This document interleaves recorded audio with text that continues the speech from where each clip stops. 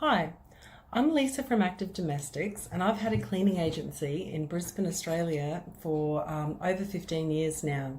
And cleaning is the type of work that often suits mums or dads, and also it suits people who are studying. One thing I've seen many times over the years is people who might be highly skilled in I don't know, biology, chemistry, something like that, think that they can probably pick cleaning up very, very quickly. And they often can. However, one thing I've also seen many times over the years is people who want to access work or source work through my agency or wherever, and they say that they know how to clean and really that they don't have those basic skills. And not only do they not have those basic skills, but they don't actually invest a bit of time in like watching a few videos on YouTube or just learning a few things or getting a little bit of experience or whatever before being given a trial. So it's I want to make this video today about really some basic cleaning skills. Excuse the sirens in the background. We live near a hospital, so we often get a lot of sirens. I just want to go over a few basic cleaning skills that are going to help you become a better cleaner, and really going right back to the basics. Cleaning 101 here, okay? This is cleaning 101. So yeah, there's all these different products that you can use.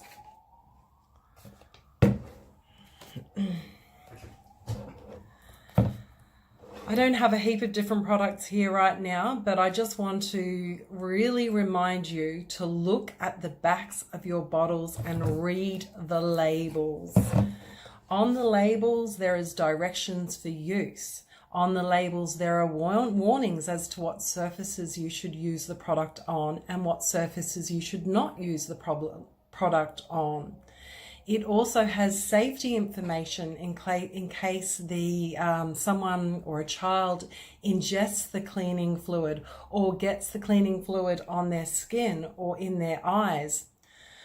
I've read a few of the backs of the bottles today, and in most instances I have read, from what I have read, and none of these products, I might add, are bleach-based ones, to not induce vomiting and to flush with water. In the case of eyes, like, just say you've got you've accidentally sprayed into your face and you don't mean to, well, you're not going to be able to read the back of the bottle or whatever. I don't know, accidents happen. But you want to rinse out your eye for, it said, like 10 minutes or so. Same with on the skin, rinse it well. Anyway, so in many cases, like for multi-purpose sprays, for example, it says don't use the product on marble surfaces or natural stone. This is because on marble and natural stone surfaces, you need to have a pH neutral product.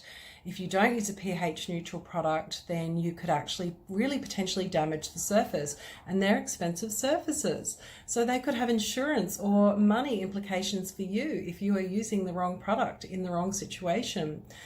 And they also will often say on many warning labels is that not to be used on varnish surfaces.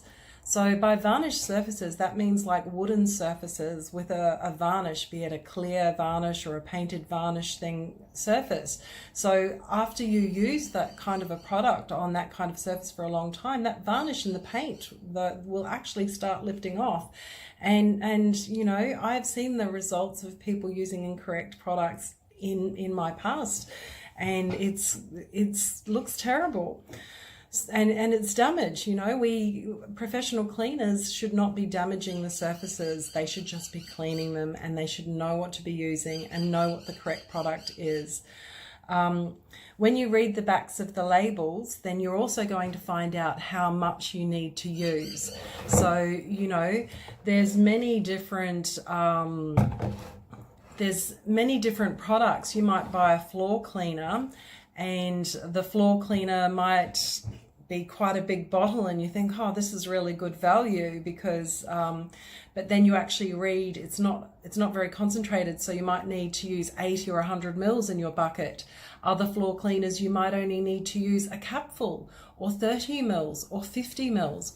If you're not using the right amount of product in your bucket, then if you use too much, you might leave too much product on the floor, which could cause damage.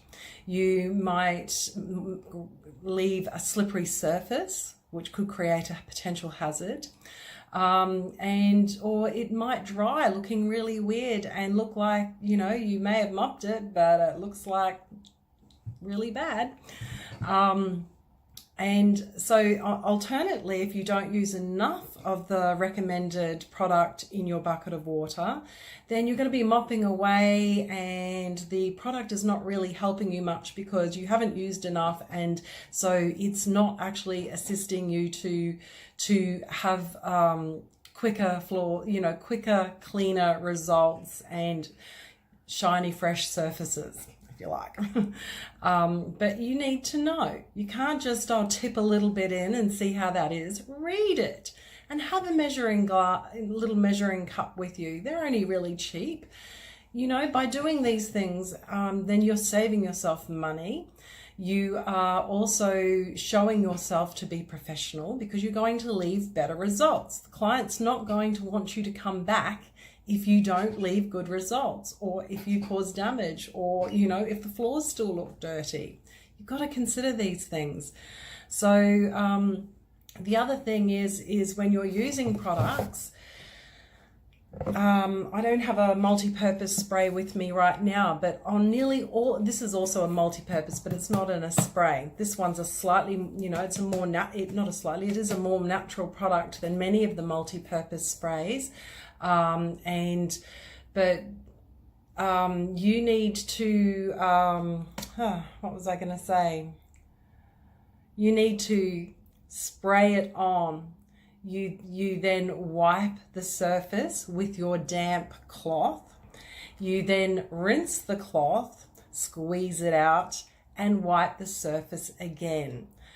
Okay, I've seen so many people over the years get a clean, dry cloth and then spray product on and begin just wiping the product into the surface.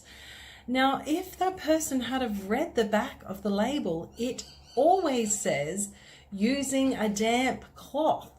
So, by using, it's also a cleaning microfiber cloth is used damp, almost always. In fact, I can't think of when it would not be used damp, because the water and the fibers work together to help entrap the dirt. Unlike a cloth like this one, which has very finely woven fibers, this one is a polishing cloth. It's a drying cloth.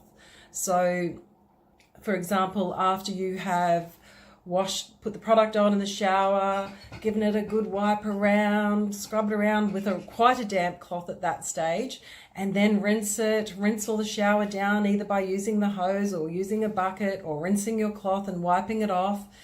You can then make the process a lot quicker by using a squeegee to get rid of all the excess water. Leave it to dry while you're cleaning the toilet or whatever, and then come back and use your glass spray or just using the polishing cloth alone, and polish the area, and polish the stainless steel fixtures and things like that. Actually, here's another thought. Some people have got gold or brass types of fixtures in their bathrooms, and that is certainly not all products are suitable. I'm quite certain that if you use like bleach-based products on brass or that type of surface, that you can end up turning black. So, you've got to know what you're working with. So here endeth lesson 1 of Cleaning Basics 101. If you look at the backs of the bottles, it's all very fine print, lots of words. I have one of these nifty little things, which I can use to read things. Very fancy, I know. I use it for craft. But you know what? You don't need to have one of those. All you need to do is get your phone, take a photo of the back of the product and enlarge it. Read it really carefully. Know what you're working with. And then, you know, if you're a person who cleans for a living, then it's a really good idea to just have your basic products that you're really familiar with.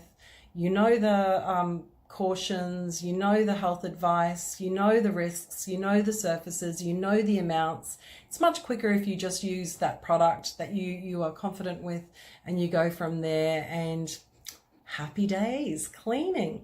So, and as you progress and as you start reading more information on the backs of your bottles, I'm also hoping that it will make you maybe try some more natural products, because you might be surprised.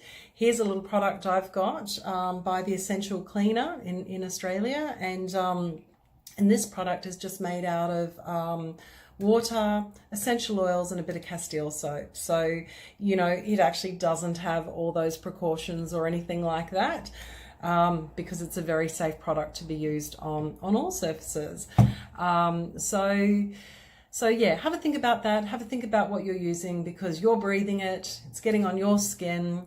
You know, always make sure you've rinsed surfaces clear of products and things like that, so that your client is not affected, you know, by any sensitivities or anything like that. And yeah, you'll get the most. You'll get the most out of your products and most out of your cloths, because knowledge is power, and you'll know what you're working with. So have a good day, and thank you very much for watching. If you haven't done so already, I'd love for you to hit subscribe and join me again for future videos. So share with anyone who you know who needs some basic cleaning skills in their life. Thank you.